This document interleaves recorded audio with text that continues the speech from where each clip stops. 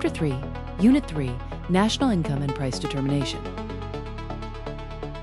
Part 3.1, Aggregate Demand, AD. What is aggregate demand? Really? Imagine you could zoom out, way out, until you could see every single purchase happening across the entire U.S. economy at once. Every cup of coffee, every factory machine, every government contract, every foreign buyer snapping up American goods, that grand total of spending is what we call aggregate demand, or AD. More precisely, it's the total quantity of goods and services that all buyers in an economy are willing and able to purchase at various price levels. Think of it as the economy's collective want list, but backed by actual dollars.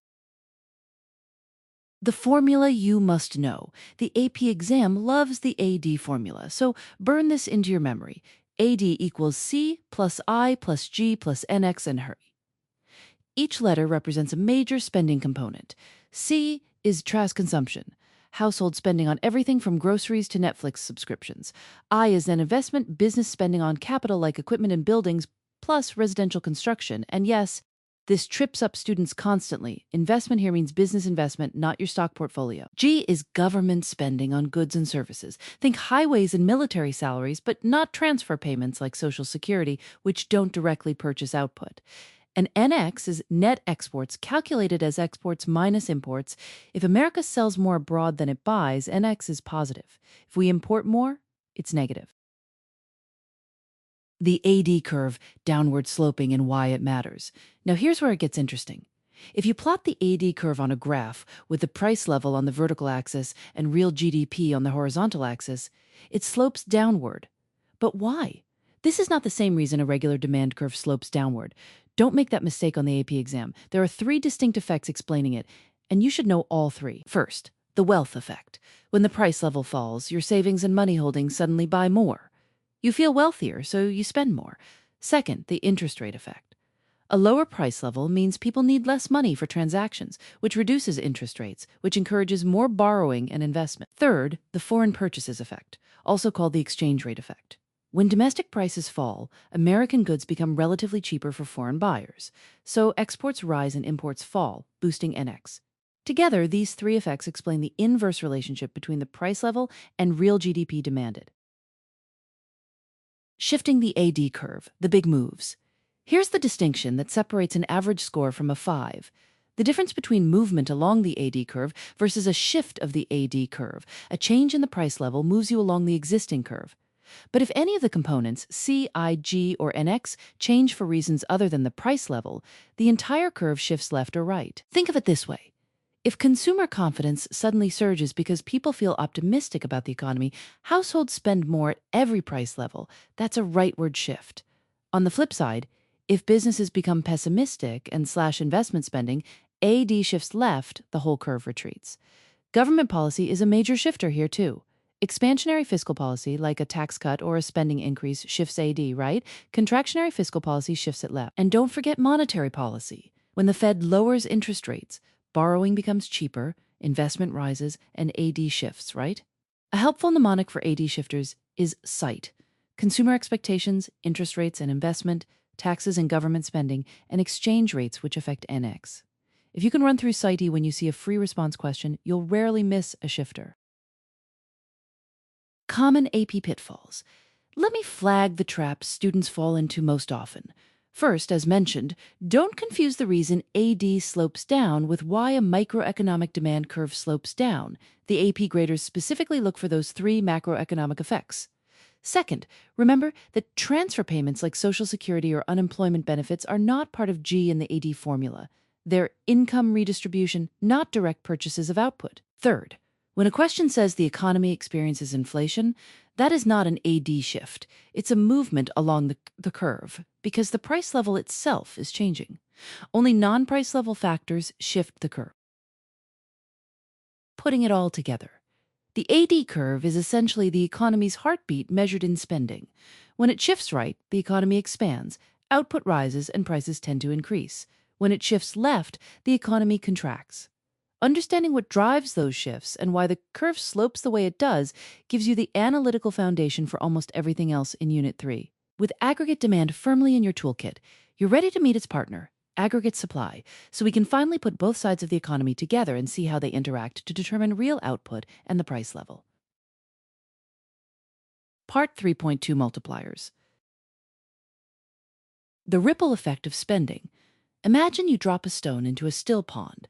That first splash is just the beginning. Ripples fan outward, each one touching water that the stone itself never reached. That's exactly what happens in a macroeconomy when someone spends money. One person's spending becomes another person's income, which becomes yet another person's spending, and so on. This chain reaction is the heart of what economists call the multiplier effect, and understanding it is absolutely essential for your AP exam. Let's start with the spending multiplier, sometimes called the expenditure multiplier. The core idea is beautifully simple. An initial change in autonomous spending, say a government purchases new roads or a business invests in new equipment, doesn't just affect the economy by that original amount. It triggers a cascade of additional spending that magnifies the total impact on real GDP. The math behind the magic. The spending multiplier formula is one you need to have memorized cold. Spending multiplier equals 1 MPS or equivalently. MPC is the marginal propensity to consume, the fraction of each additional dollar of income that households spend. MPC is the marginal propensity to save, the fraction they save, since every dollar of income is either spent or saved. MPC plus MPS equals 1 always. That's not a coincidence. It's a mathematical identity you can rely on. Here's how it works in practice. Say the MPC is 0.8, meaning people spend 80 cents of every extra dollar they earn. The multiplier is 1 divided by 1 of 0.8 equals 1 divided by 0.2 equals 5. Now, suppose the government injects $100 million in new spending. The total change in real GDP? 100 million times 5 is equals $500 million. That original $100 million rippled through 5 times its size. Pretty powerful stuff. A common AP pitfall here is mixing up which number goes in the denominator. Remember, it's always 1 minus MPC, which equals MPS. If MPC is 0.75, your multiplier is 1 divided by 0.25 equals 4. Students who accidentally put MPC in the denominator get a multiplier less than 1, which would mean spending shrinks the economy. That's your signal something went wrong. The tax multiplier, a smaller but sneaky force. Now, the government doesn't only spend money, it also collects taxes. And cutting taxes, you might think, would have the same stimulative effect as increasing spending by the same amount. Not quite. The tax multiplier is actually smaller in magnitude, and here's the intuitive reason why. When the government spends directly, every dollar immediately enters the spending stream. When the government cuts taxes, it puts money back in people's pockets. But those people first save a fraction of it. Remember the MPS. That first leak into savings means the initial boost is smaller. The tax multiplier formula is tax multiplier equals minus MPC divided by MPS-esque. The negative sign matters. It tells you the relationship is inverse. A tax cut increases GDP. A tax increase decreases it. If MPC is 0.8 and MPS is 0.2, the tax multiplier is minus 0.8 divided by 0.2 equals minus 4. So a $100 million tax cut increases GDP by $400 million, while the spending multiplier in the same economy gives us $500 million. Same dollar amount, different punch. This leads to one of the most elegant results in introductory macroeconomics, the balanced budget multiplier. If the government increases spending and taxes by the exact same amount, you might expect zero net effect. But because the spending multiplier 5 is always exactly 1 larger than the absolute value of the tax multiplier 4, the net effect is always a multiplier of 1. A $100 million increase in both spending and taxes still grows GDP by $100 million. The AP exam loves testing this concept, so plant that flag in your memory. Multipliers and the AD curve. On the aggregate demand and aggregate supply graph, which you will absolutely draw in this exam, the multiplier effect explains why the AD curve shifts by more than the initial change in spending. When autonomous spending rises, the AD curve shifts right by the full multiplied amount. If investment spending increases by $50 billion and the multiplier is 4, AD shifts right by $200 billion at every price level. This is a crucial connection that ties Unit 3 together visually. A mnemonic to lock it in. Here's a memory trick worth keeping. Saving shrinks the splash. The higher the MPS, more saving, the smaller the multiplier, because each round of spending leaks more into savings rather than flowing forward. Conversely, a high MPC means people keep passing that spending baton along and the multiplier grows larger. Maximum spending. Maximum multiplier. One final pitfall. The multiplier applies to changes in spending, not total spending levels. If GDP is $20 trillion and investment rises by $200 billion, with a multiplier of 3, GDP rises to $20.6 trillion. You're not multiplying the entire GDP. Keep your eye on the delta. With multipliers firmly in your toolkit, you're ready to see how these shifts in aggregate demand interact with the price level and output, which brings us to the full picture of aggregate demand and aggregate supply in the sections ahead. Part 3.3 Short-Run Aggregate Supply, SRAS. All right, let's talk about the supply side of the macroeconomic story, because every great conversation has two sides, and so does every market. We've already met aggregate demand, the spending side of the economy. Now it's time to meet its partner, short-run aggregate supply, or SRAS. Think of it this way. If AD is everyone rushing into a restaurant eager to order, SRAS is the kitchen's capacity to actually cook and serve all that food right now, today, with the staff and equipment already on hand. What SRAS actually means. Short-run aggregate supply represents the total quantity of goods and services that all the firms in an economy are willing and able to produce at various price levels, holding input costs fixed. That phrase, holding input costs fixed, is the whole secret to understanding why SRAS behaves the way it does. In the short run, things like wages, rent, and raw material costs are sticky. They don't adjust instantly to changes in the economy. Workers have contracts. Landlords have leases. That stickiness is what defines the short run in macroeconomics. So here's the key relationship you need to lock in. The SRAS curve slopes upward. As the overall price level rises, firms are willing to produce more output. Why? Because in the short run, their input costs haven't risen yet. Wages are still locked in by contracts. So higher prices mean higher profit margin. That extra profit is an incentive to ramp up production. Think of a bakery that suddenly sees customers willing to pay more per loaf. The flour and labor costs haven't changed yet, so the baker says, let's bake more bread. That's the SRAS relationship in one delicious analogy. The SRAS graph. When you draw the SRAS curve on a graph, you put the price level on the vertical axis and real GDP on the horizontal axis. The SRAS curve is an upward sloping line distinct from the perfectly vertical long-run aggregate supply curve, LRAS, which we'll get to later. For now, remember, upward slope equals short run. Vertical line equals long run. That distinction will save you points on the AP exam. What shifts the SRAS curve? This is where students often mix things up, and it's crucial to get right. A change in the price level moves you along the SRAS curve. It does not shift the curve. A shift of the entire SRAS curve happens when the underlying costs of production change. There's a handy acronym to remember the shifters. SPITE, subsidies or taxes on producers, productivity, input costs, technology and expectations about future prices. Let's walk through the logic. If oil prices surge, think about a geopolitical disruption cutting off supply. Then production costs rise for almost every industry because energy touches everything. Firms can't produce as much at every price level, so the SRAS curve shifts left, meaning less output at every price. That leftward shift is called an adverse supply shock, and it's a big deal. It causes both inflation and recession at the same time, a painful combination economists call stagflation, most famously experienced in the 1970s when OPEC embargoed oil exports to the United States. On the flip side, a positive supply shock, say, a major leap in technology that makes workers dramatically more productive, shifts SRAS to the right. More output at every price level. The economy expands and price pressures ease. That's the dream scenario. A common AP pitfall. Here's a trap the AP exam loves to set, confusing what shifts SRAS versus what shifts LRAS. Changes in input prices shift SRAS but not LRAS, because in the long run, input prices fully adjust. Also, students sometimes draw the SRAS shifting when they should only be moving along it. Always ask yourself, did the price level change or did the cost of production change? Price level change, move along the curve. Production cost change, shift the whole curve. Another classic mistake is forgetting that the SRAS can shift independently of AD. Supply shocks are their own force in the economy, not just reactions to demand. The stagflation of the 1970s is the perfect real-world reminder. The economy contracted even as prices rose because the shock came from the supply side, not the demand side.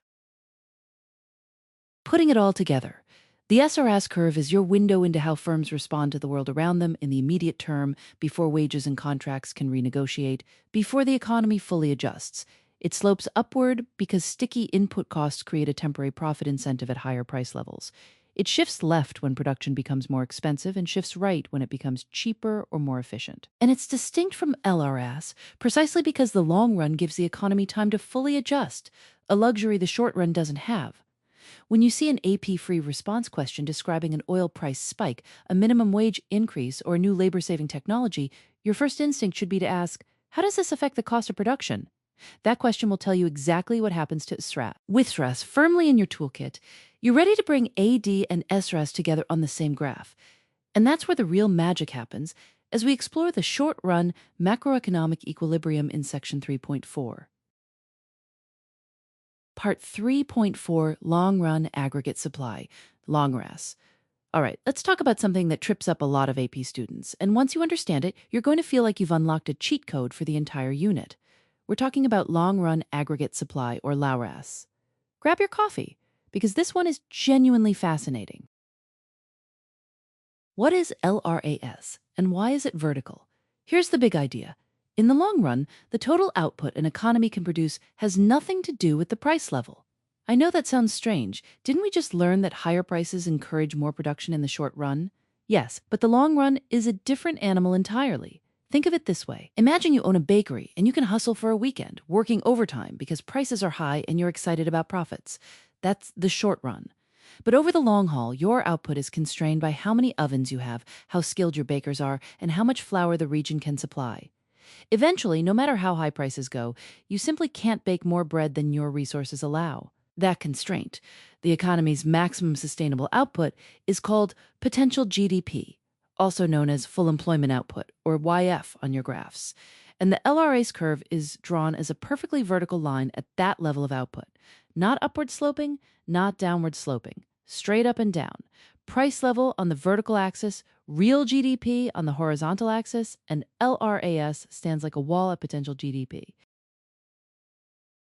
What shifts LRAs? Now, here's where students sometimes get confused. If the LRAs is vertical and doesn't respond to prices, what does move it? The answer is changes in the quantity or quality of the factors of production: land, labor, capital, and entrepreneurship, and improvements in technology. Think of LRAs like the seating capacity of a stadium. If the price of concert tickets doubles, you can't magically fit more people in the building. But if you renovate and add a new section, now the stadium can hold more people at any ticket price. That renovation is a rightward shift of LRAS, a permanent increase in productive capacity. A rightward shift means the economy can sustainably produce more output, and that's what long-run economic growth looks like on a graph. What causes those shifts? More workers, population growth or immigration, better education and worker productivity, new technology, more physical capital investment, or discovery of new natural resources all shift LRAS to the right. Conversely, a major natural disaster, a prolonged brain drain, or depletion of key resources could shift it left, shrinking the economy's productive ceiling. The long-run equilibrium and the self-correcting mechanism. Here's where things get really elegant. When you overlay the AD curve and the SRAS curve on the same graph as LRAS, the economy's long-run equilibrium is the point where all three intersect, specifically where AD and SRAS cross at the LRAS line. That's the sweet spot. The economy is producing exactly a potential GDP. Unemployment is at its natural rate, and prices are stable. But what happens when the economy drifts away from that point, say, during a recession when output falls below LRAS? In the long run, economists argue the economy is self-correcting. Here's the intuition. If output is below potential, there's unemployment and idle resources. Workers, eager for jobs, accept lower wages.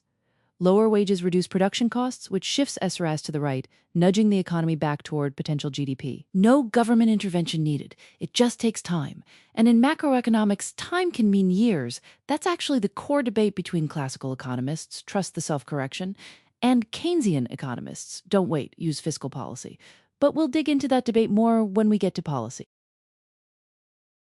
Common AP exam pitfalls. A few things to tattoo on your brain before test day. First, never shift LRAs in response to a change in the price level or a demand shock. A tax cut that boosts consumer spending shifts AD. It does not move LRAS. Students make this mistake constantly.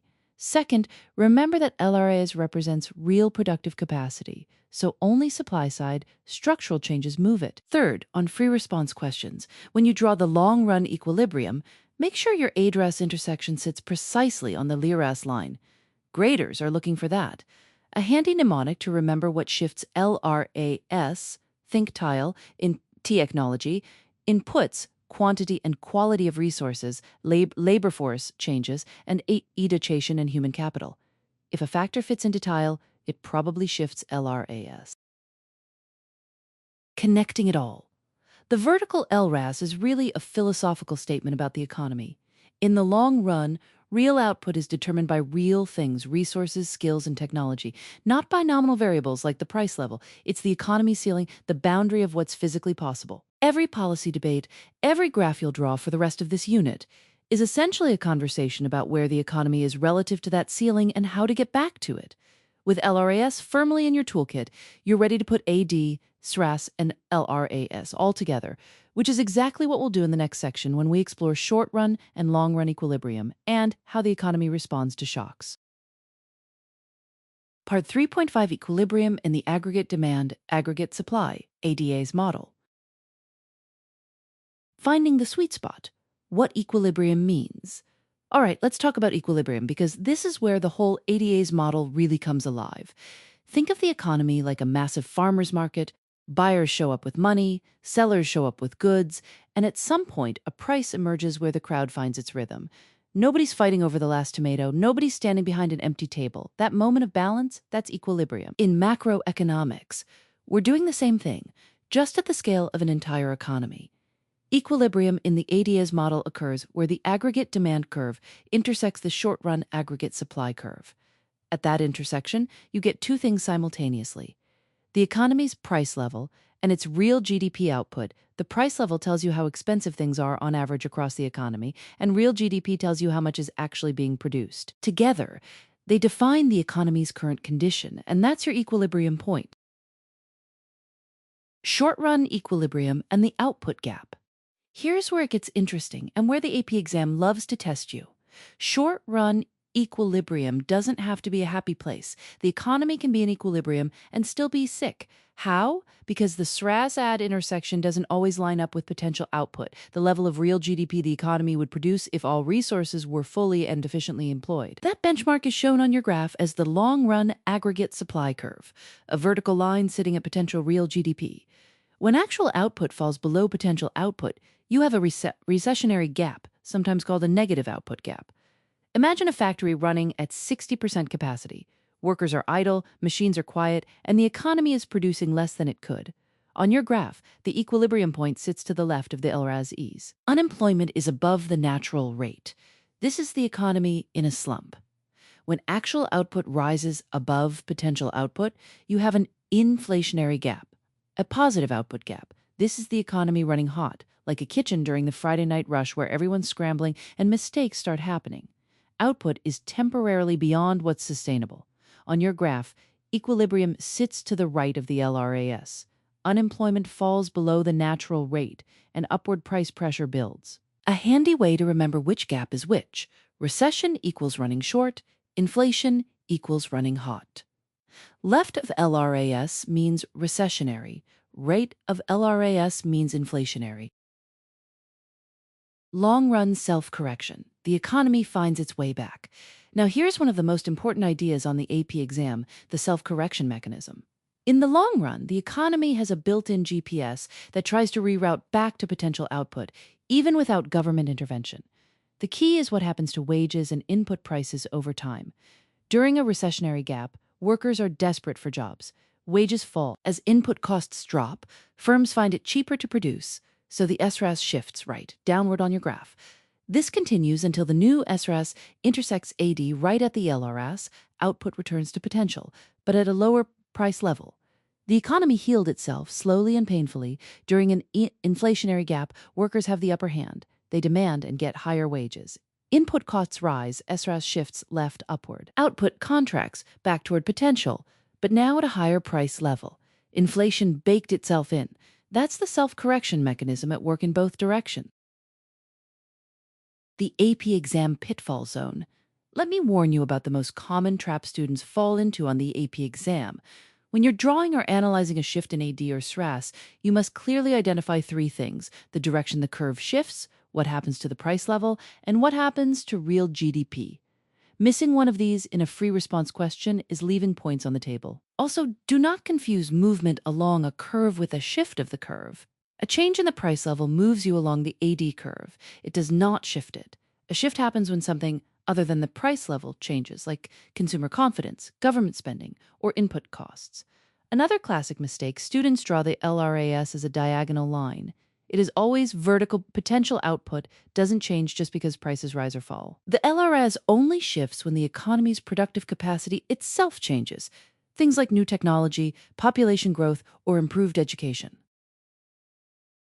Full employment equilibrium, the Goldilocks zone.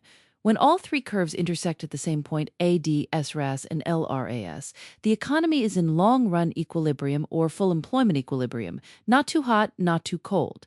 This is the Goldilocks zone where actual output equals potential output. Unemployment is at its natural rate, and the price level is stable. It doesn't mean everything is perfect, but it means the economy is performing at its sustainable best. Understanding this model gives you a powerful lens for analyzing almost every macroeconomic policy question you'll encounter. And that's exactly where we're headed next, as we explore how fiscal policy can be used to close those gaps deliberately rather than waiting for the economy to fix itself. Part 3.6: changes in the ADA's model in the short run. Setting the stage. All right, so you've built the ADA's model, you've got your aggregate demand curve sloping downward, your short-run aggregate supply curve sloping upward, and they intersect at some equilibrium price level and real GDP. Beautiful. But here's the thing: the real world doesn't sit still. Economies get shocked all the time, and understanding what happens next is the heart of macroeconomics. So let's talk about what moves these curves and what the AP exam is absolutely going to test you on. Shifts in aggregate demand. Think of aggregate demand like the total spending appetite of an entire economy. It's made up of consumption, investment, government spending, and net exports, C plus I plus G plus X minus M. When any of those components change, the whole AD curve shifts. Here's a story to lock this in. Imagine consumer confidence shoots up. Because unemployment just hit a 20-year low, people feel great, they start buying cars, renovating kitchens, booking vacations. That's consumption rising, which shifts add to the right. The result? The price level rises and real GDP increases. The economy is producing more and prices are creeping up. Now flip it. Suppose businesses suddenly expect a recession and slash their investment plans. Factories not built, software not purchased, equipment not ordered, AD shifts left. Real GDP falls and the price level drops. That's a demand-side contraction for the AP exam. Remember that a rightward shift in AD increases both real GDP and the price level in the short run, while a leftward shift in AD decreases both. This is your bread and butter. Draw it, label it, and never mix up the direction of change. Common shifters of AD include changes in wealth, interest rates, consumer and business expectations, government fiscal policy, taxes and spending, and foreign income or exchange rates. A tax cut puts money in consumers' pockets. AD shifts, right? A stronger dollar makes American exports more expensive abroad. Net exports fall, AD shifts left. Keep these cause and effect chains clear in your head. Shifts in short-run aggregate supply. Now for the supply side. Short-run aggregate supply reflects the costs that firms face in producing goods and services. The key mnemonic here is resource prices, expectations of inflation by producers, import prices, and nominal wages. All of these shifting means SRAS shifts. Picture a pizza restaurant. If the price of mozzarella doubles, that restaurant's costs spike, and they can only profitably produce at higher prices. SRAS shifts left. On the other hand, if new technology cuts the cost of making that pizza in half, producers can supply more at every price level. SRAS shifts right. A rightward SRAS shift increases real GDP while lowering the price level. This is the dream scenario, often called a positive supply shock.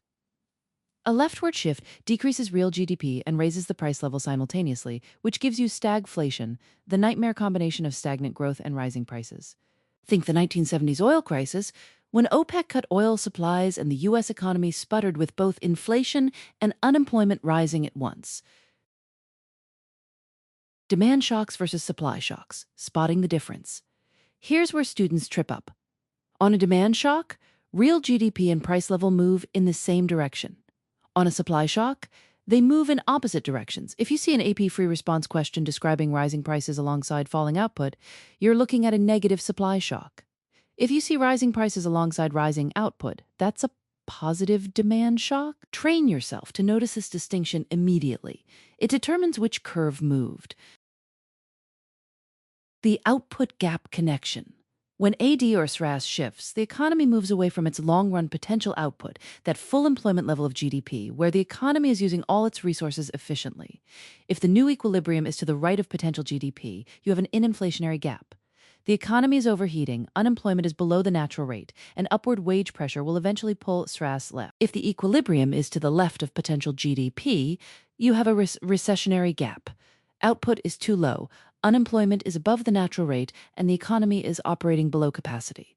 The AP exam loves asking you to identify which gap exists after a shock, so always compare your new short-run equilibrium to the long-run aggregate supply LRAS line.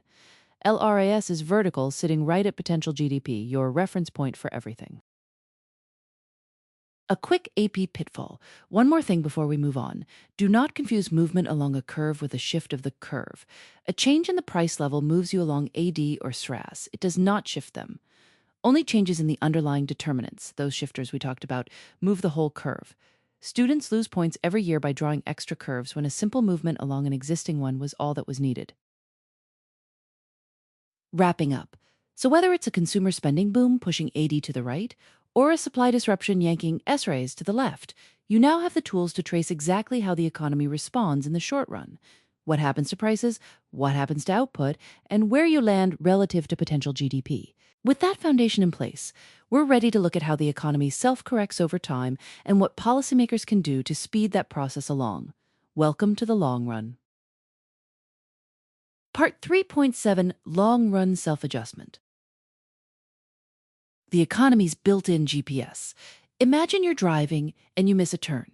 Your GPS doesn't panic. It just says recalculating and finds a new route back to your destination. The macroeconomy works the same way. When something knocks output away from its long-run potential, the economy has a built-in mechanism that slowly recalculates and guides itself back. That mechanism is long-run self-adjustment. And understanding it is one of the most powerful ideas in all of AP Macro. Let's set the stage. You already know about the short run, where prices and wages are sticky. They don't adjust instantly. That's why a negative demand shock can throw the economy into a recession in the first place. But here's the key insight for this section. Wages and prices aren't sticky forever. In the long run, they adjust. And when they do, the economy corrects itself without any help from policymakers. Starting in a recessionary gap. Picture the ADA's graph. You have your long-run aggregate supply curve, LRAs, standing tall and vertical at the full employment level of output, which we call potential GDP. Now imagine a negative demand shock, maybe consumer confidence collapses or exports dry up, and the aggregate demand curve shifts left. In the short run, you end up at a new equilibrium that sits to the left of LRAS. Output is below potential. Unemployment is above the natural rate, and the price level has fallen. This is your recessionary gap. The economy is underperforming, like an engine running on half its cylinders. Now here's where the self-adjustment kicks in. With high unemployment, workers are desperate for jobs. Employers know this, so over time they offer lower wages. Workers, facing a tough job market, accept them.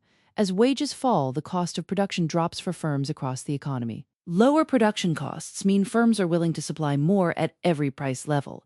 In other words, the short-run aggregate supply curve, SRAS, shifts right. This rightward shift of SRAS continues until the economy returns to its potential GDP, right back at the LRAs. The price level ends up even lower than it was at the short-run equilibrium, but output is restored. The GPS has recalculated. The inflationary gap works in reverse. Now, flip the scenario. Suppose a surge in government spending or a burst of consumer optimism pushes AD to the right, landing the economy to the right of LRAS. Output is above potential, unemployment is below the natural rate. This is your inflationary gap. It sounds great, but it's actually unsustainable. Think of it like running a car engine in the red zone. You can do it briefly, but something's going to give. What gives is wages. When unemployment is unusually low, workers have bargaining power. They demand higher wages, and employers who desperately need labor eventually comply. Rising wages increase production costs, so SRAS shifts left. That leftward shift pushes the economy back toward potential GDP, but now at a higher price level. Inflation has occurred, and the economy has self-corrected back to LRAS. No policy required. The key relationship to lock-in. Here's the rule you need to tattoo on your brain for the AP exam. In the long run, the economy always returns to potential GDP LRAS, but the price level changes. After a recessionary gap self-corrects, the price level is lower than the original long-run equilibrium. After an inflationary gap self-corrects, the price level is higher. Output returns to the same spot on the horizontal axis, potential GDP, but where you land on the vertical axis depends on which direction you came from. A great mnemonic is wages lead the way.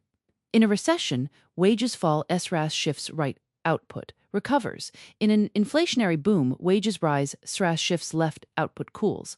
Wages are always the first domino. Common AP pitfalls. Students trip up on this section in a few predictable ways. First, many forget that it's specifically wages and input prices that adjust, not the general price level itself that moves SRAS. The price level is the result of the shift, not the cause. Second, watch the direction of SRAS shifts carefully. A cost decrease shifts SRAS, right? Good for output. A cost increase shifts it left, bad for output. Third, and this one costs real points.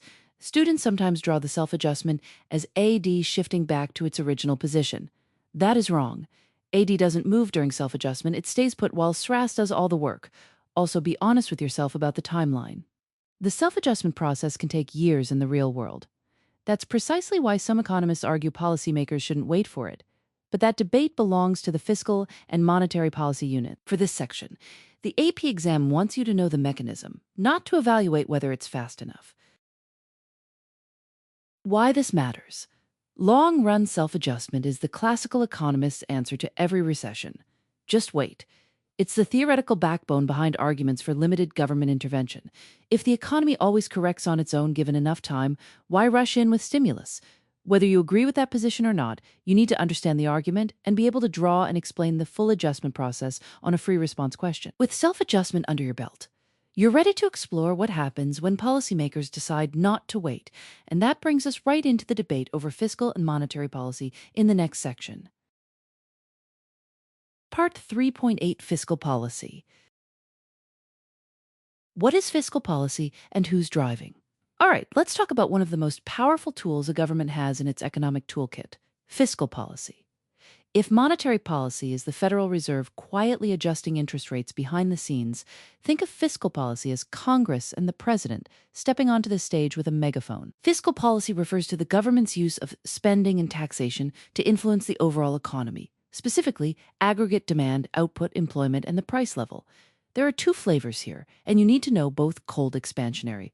Fiscal policy is what the government does when the economy is sluggish. Think recession, high unemployment, output below potential. It involves increasing government spending, cutting taxes, or some combination of both. The idea is to pump more money into the economy's veins and get things moving again. Contractionary fiscal policy is the opposite, used when the economy is overheating, inflation is climbing, and output is above potential. Here, the government reduces spending, raises taxes, or both, essentially tapping the brakes. The multiplier effect.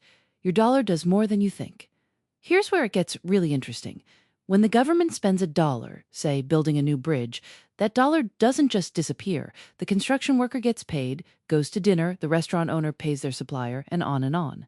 This chain reaction is called the spending multiplier effect, and it means that an initial injection of spending leads to a larger total increase in GDP. The formula you need is multiplier equals 1 divided by 1 MPCs, close where MPC is the marginal propensity to consume, the fraction of every extra dollar of income that people spend rather than save. If the MPC is 0.8, the multiplier is 1 divided by 1 minus 0.8 equals 1 divided 1 minus 0.8 equals 1 divided 0.2 equals 5 stars. So a $100 billion increase in government spending would shift aggregate demand by $500 billion. That's leverage. The flip side, the tax multiplier, is slightly smaller in magnitude. Tax multiplier equals minus MPC divided by 1 minus MPC. It's negative because taxes and spending move in opposite directions in terms of their effect on the economy. Also notice it's smaller in absolute value than the spending multiplier. $1 of government spending hits the economy directly, while $1 of tax cut only stimulates spending to the extent people choose to spend it rather than save it. Shifting the AD curve, drawing it out, on your AP exam. Fiscal policy questions almost always involve the aggregate demand, aggregate supply. AD is model expansionary. Fiscal policy shifts the AD curve to the right. More spending, more demand, higher real GDP, higher price level. Contractionary fiscal policy shifts AD to the left, less spending or higher taxes cool demand, reducing output and price pressure. Make sure you can draw this cleanly. Label your axes. Price level on vertical, real GDP on horizontal, show the AD shift, mark the new equilibrium, and note what happens to both real GDP and the price level. The AP graders are looking for precision here. Recessionary versus inflationary gaps. This is where fiscal policy gets its purpose. A recessionary gap exists when actual output is below potential GDP. Unemployment is high, the economy is underperforming. Expansionary policy is the prescription. An inflationary gap exists when actual output exceeds potential GDP. The economy is running hot, prices are rising. Contractionary policy is the cure. Think of potential GDP as your body's healthy resting temperature. A recessionary gap is a fever going the wrong direction, too cold. An inflationary gap is a fever going too high. Fiscal policy is the medicine. Automatic stabilizers, the economy's built-in shock absorbers. Here's a concept that trips up a lot of students. Automatic stabilizers. These are government programs that automatically increase spending or reduce taxes during downturns and do the reverse during booms without any new legislative action. Unemployment insurance is the textbook example. When people lose their jobs in a recession, unemployment payments automatically go out, supporting consumer spending without Congress having to vote on anything. Progressive income taxes also act as a stabilizer. When incomes fall during a recession, people automatically fall into lower tax brackets, leaving more money in their pockets. These aren't discretionary fiscal policy, they happen on their own, which is exactly the point. Common AP pitfalls. A few things students consistently miss on the exam. First, don't confuse fiscal policy with monetary policy. Fiscal is Congress and the president. Monetary is the Fed. Second, remember that the tax multiplier is smaller than the spending multiplier. This comes up frequently in free response questions. Third, watch for crowding out when the government borrows heavily to finance spending. It can drive up interest rates, which discourages private investment. This can partially offset the stimulative effect of expansionary fiscal policy, and the AP exam loves to test whether you know this limitation.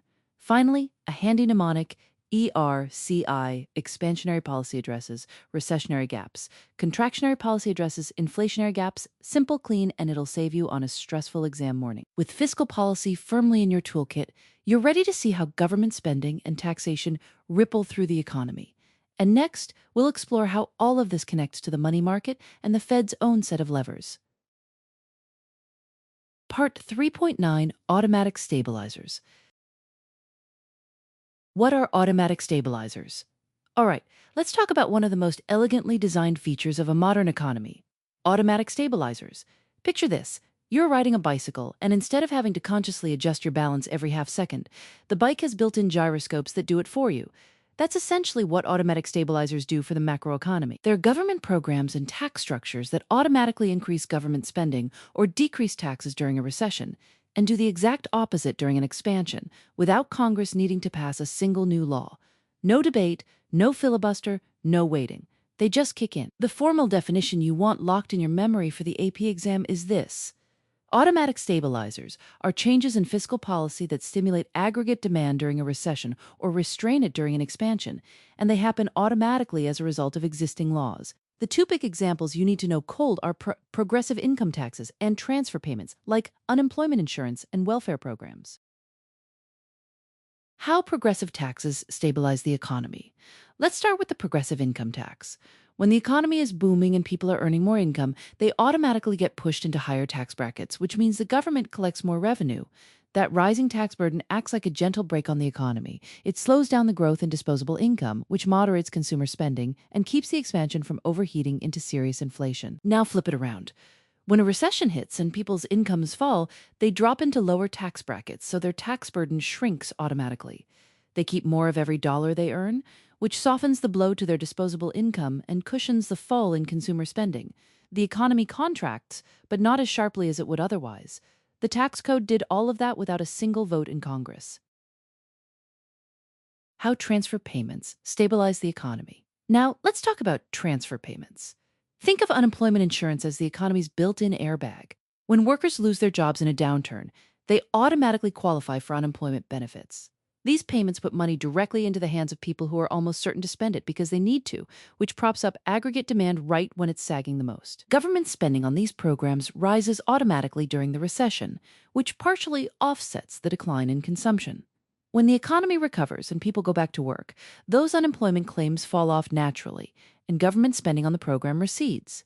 No action required. Similarly, programs like food assistance and Medicaid expand enrollment during hard times and contract during good times, creating the same smoothing effect. The graph you need to know on the AP exam. You may be asked to show how automatic stabilizers affect the output gap or aggregate demand.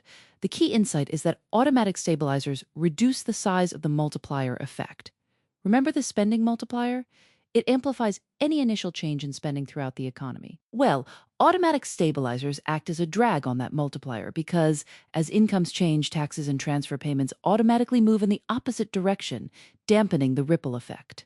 So if you're drawing an ADS diagram, automatic stabilizers mean the AD curve shifts by less than it otherwise would during either a recession or a boom.